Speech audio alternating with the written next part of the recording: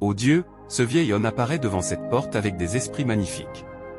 Il commence à parler en disant, « Aujourd'hui, je vais te montrer qui je suis. » Pendant ce temps, cette jeune femme est dans sa chambre, en train de prier Dieu.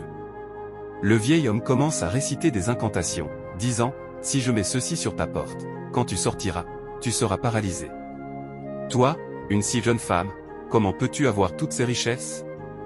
Il commence alors à verser de l'eau imprégnée de ces esprits magnifiques sur la porte de la jeune femme. Ensuite, il regarde de nouveau autour de lui, à gauche et à droite, et disparaît. Pendant ce temps, la jeune femme continue sa prière en disant, « Dieu, tu me connais.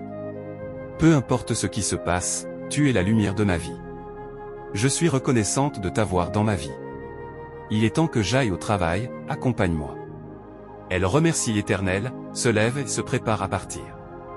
Quand elle ouvre la porte, vous n'allez pas croire ce qu'elle découvre par la grâce. Cette jeune femme, remplie de l'Esprit Saint de Dieu, constate qu'il y a des esprits mystérieux devant sa porte.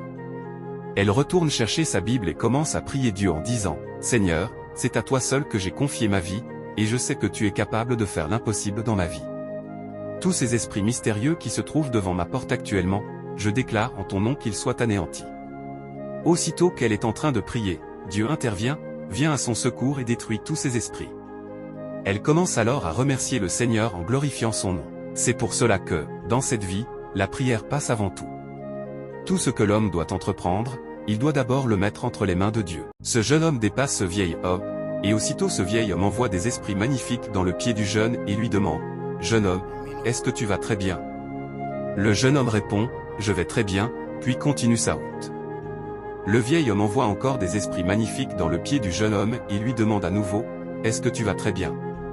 Cette fois, le jeune homme répond en secouant la tête, « Je vais très bien. » Le vieil homme lui dit alors de partir, et le jeune homme continue sa route. Mais le vieil homme lui envoie encore des esprits magnifiques dans le pied. Vous n'allez pas croire ce que ce jeune homme a fait par la puissance de Dieu. Il a arrêté les esprits magnifiques, les a gardés dans sa main, puis s'est dirigé vers le vieil homme.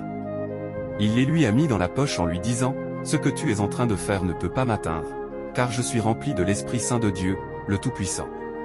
Si tu veux, viens, que ce soit spirituellement ou physiquement, car celui qui a Dieu avec lui ne craint rien. » Puis il l'a laissé et est parti.